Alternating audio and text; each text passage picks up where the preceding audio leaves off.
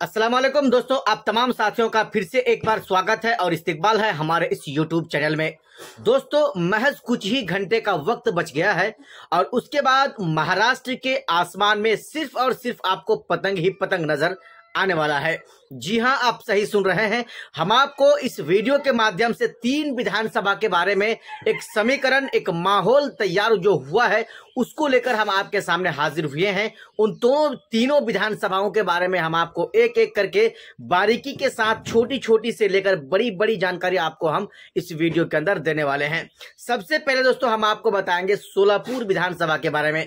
महाराष्ट्र का एक ऐसा विधानसभा सोलापुर जिस विधानसभा को लेकर तमाम तरह की चर्चा हो रहा था, तमाम तरह के सवाल लोगों के सामने आ रहा था कि क्या यहां से एमआईएम पार्टी का उम्मीदवार फारूक शाब्दी साहब बाजी मारेंगे। इस तरह के कई सवाल लोगों के जहन में आ रहे थे।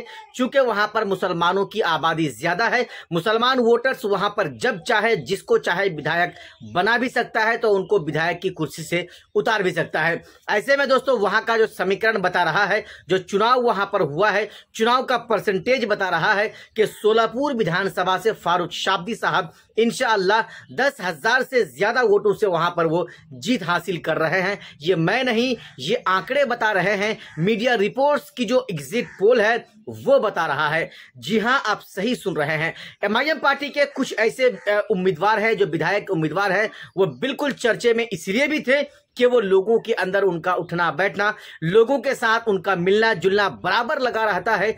यही वजह है कि वो तमाम विधानसभाएं सबसे हॉट विधानसभा सीटों में से माना जा रहा था। दोस्तों, सोलापुर विधानसभा एक ऐसा विधानसभा है जिसके बारे में अगर मैं आपको बताऊं, जब ओवैसी साहब का वहां पर पैदल यात्रा हुआ था, जब अकबरुद्दीन ओवैसी साहब का वहां पर दौरा हुआ था, तो वहां पर इतने लोगों की भीड़ लग रही थी उनके प्रोग्राम में, उनके ओवैसी को सुनने के लिए, फारूक शाब्दी साहब को देखने के लिए, एक झलक उनकी दीदार करने के लिए इतने लोगों की भीड़ लगती थी दोस्तों, उसको देखकर आप भी बेहोश लगभग हो जाते।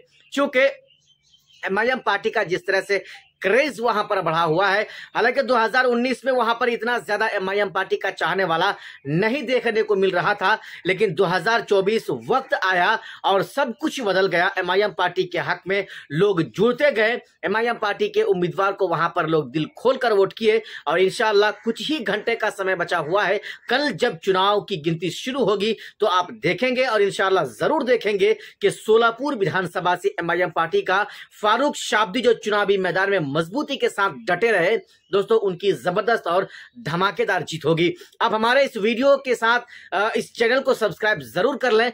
हम कल हर एक पल की अपडेट को आप तक जो है लाते रहेंगे और इंशाअल्लाह पिछले दिनों में हम लाते रहे हैं। दोस्तों, जिस चीज को मैं आपको बताने की कोशिश कर रहा था, सोलापुर विधानसभा। सोलापुर विधानसभा के बाद हम आपको बताएंगे औरंगाबाद सेंट्रल विधानसभा। औरंगाबाद सेंट्रल विधानसभा की अगर हम आपको बताएं तो वहां पर एमआईएम पार्टी का पिछले कुछ सालों से इतिहास रहा है। हमेशा एमआईएम पार्टी का सिक्का चला है। 2014 में पूर्व विधायक और पूर्व सांसद इम्तियाज जलील साहब उसी विधानसभा से चुनाव लड़ते हैं और वहां पर उनको जबरदस्त जो है जीत हासिल होती है। तकरीबन 62 से 63 हजार वोट उनको मिलता है और वो साहब विधायक बन जाते हैं। 5 साल का कार्यकाल खत्म होता है, 2014 में वो जीतते हैं। 2019 में जब लोकसभा चुनाव की बारी आती है तो वहां पर एमआईएम पार्टी के जो भी बड़े बड़े नेता हैं, इन लोगों ने मूड बनाया कि औरंगाबाद जिला से इम्तियाज जलील साहब को सांसद का चुनाव लड़ जाना चाहिए और लड़ भी गए। फाइनली जब चुनाव लड़े, महज 28-30 दिनों का ही उनको पूरा मौका मिला था।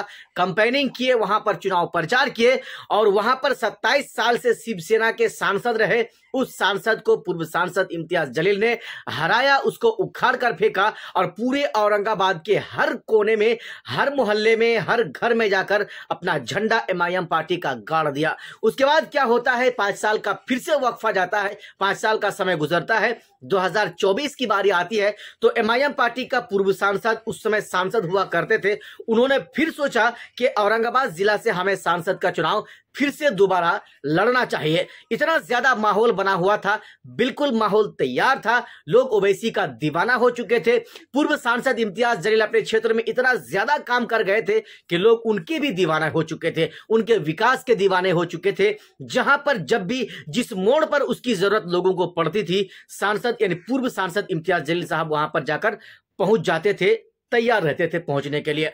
अब जरा हम आपको बताते हैं 2024 में जब लोकसभा चुनाव की बारी आई तो फाइनली एमआईएम पार्टी ने औरंगाबाद से इम्तियाज जलील साहब को उम्मीदवार घोषित कर दिया।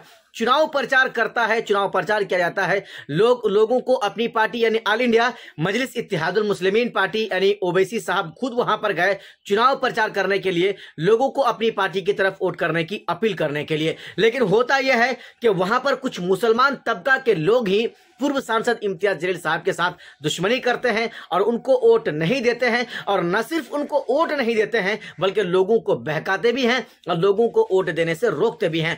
फाइनली ये होता है कि पूर्व सांसद इम्तियाज जलील साहब सांसद नहीं रहते हैं, वो चुनाव हार जाते हैं। लेकिन कुछ ही महीने के बाद, 6 महीने के बाद, जब भी और जैसे ही विधानसभा चुनाव की बारी आई महाराष्ट्र के अंदर, तो एमआईएम पार्टी वालों ने फिर से वहां पर एक जो है सर्वे किया और एमआईएम पार्टी के पूर्व सांसद इम्तियाज जलील को विधायकी का चुनाव लड़ाने का फिर से ऐलान कर दिया। लेकिन वो उस बार क्या होता है कि औरंगाबाद ईस्ट विधानसभा से वो चुनाव विधायकी का लड़ते हैं। वो आते हैं, हम उसके बारे में पहले हम आपको औरंगाबाद सेंट्रल के बारे में बता देते हैं। औरंगाबाद सेंट्रल में होता क्या है, औरंगाबाद सेंट्रल में 2019 में जब इम्तियाज जलील साहब सांसद बन जाते हैं तो वहां पर विधायक का चुनाव लड़ते हैं एमआईएम पार्टी से नसीरुद्दीन सिद्दीकी साहब जबरदस्त वहां पर चुनाव लड़ते हैं।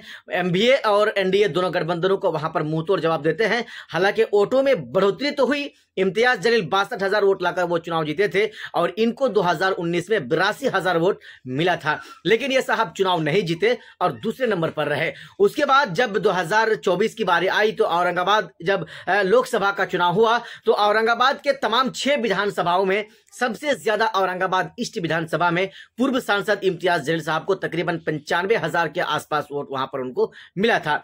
अब यह होता है कि एमआईएम पार्टी वाले सोचते हैं कि पूर्व सांसद इम्तियाज जलील साहब को उसी विधानसभा से चुनाव लड़ाया जाए और नसीरुद्दीन सिद्दीकी साहब को औरंगाबाद सेंट्रल से ही चुनाव लड़ाया जाए। फाइनली यही होता है, चुनाव दोनों अलग अलग जगह से लड़ जाते हैं। औरंगाबाद सेंट्रल विधानसभा से नसीरुद्दीन सिद्दीकी साहब लड़ते हैं, औरंगाबाद पूर्वी से यानी औरंगाबाद ईस्ट विधानसभा से वहां पर सैयद इम्तियाज जलील साहब चुनाव लड़ जाते हैं। दोनों जबरदस्त वहां पर चुनाव लड़ते हैं और इंशाल्लाह दोनों विधानसभाओं का जो परसेंटेज है वोटिंग वो कह रहा है, वहां का समीकरण कह रहा है, मीडिया रिपोर्ट्स जो है इस बात को बता रही है कि इंशाल्लाह उन दोनों विधानसभाओं में एमआईएम पार्टी को जबरदस्त कामयाबी मिलेगी और धमाकेदार जीत होने वाली है। हम आपको एक बात बता दें कि इम्तियाज जलील साहब एक ऐसा नेता है, इंशाल्लाह उनका महाराष्ट्र के विधानसभा के अंदर होना बहुत जरूरी है, बेहद जरूरी है। चूंकि महाराष्ट्र के विधानसभा के अंदर मुसलमानों के खिलाफ अगर कोई कानून लाया जाता है, मुसलमानों के खिलाफ अगर किस तरह की कोई रणनीति जो है अपनाई जा रही है, तो एमआईएम के खिलाफ, एमआईएम के नेताओं के खिलाफ कोई भी पार्टी के कोई भी नेता, भले ही वो मुसलमान क्यों ना हो, उनकी जुबान बंद रह जाती है, उनकी जुबान खुलती नहीं है। बाकी दोस्तों, हमने आपको 3 विधानसभाओं के बारे में पूरा समीकरण आपको बताया कि इंशाल्लाह इन तीनों विधानसभाओं में एमआईएम पार्टी को जबरदस्त कामयाबी मिल सकती है, धमाकेदार जीत हो सकती है। बाकी दोस्तों, आपने हमारा इस पूरा वीडियो को देखा, देखने के लिए आपका बहुत बहुत धन्यवाद। जय हिंद।